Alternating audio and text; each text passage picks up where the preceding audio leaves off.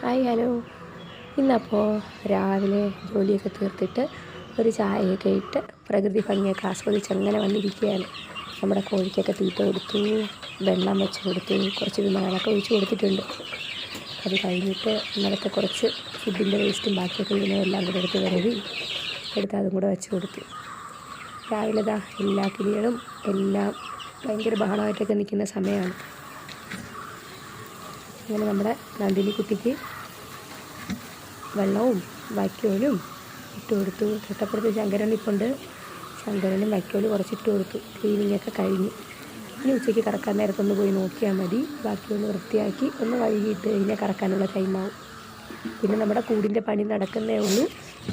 നമ്മൾ ഡോഗ്സിനെയൊക്കെ കൊണ്ടുവന്ന് അതിനകത്ത് ഇടാനായിട്ട് കൂട് സെറ്റ് ചെയ്തുകൊണ്ടിരിക്കുന്നേ ഉള്ളൂ. പിന്നെ നമ്മളൊന്നും കൂടെ പോയി അവരെയും കൂടെ നോക്കി. അവർ ഹാപ്പി ആയിട്ട് നിൽക്കുന്നുണ്ട്, വേറെ പ്രശ്നമൊന്നുമില്ല. ഓടിച്ചാടി കളിച്ചൊക്കെ നിൽക്കുന്നുണ്ടല്ലോ.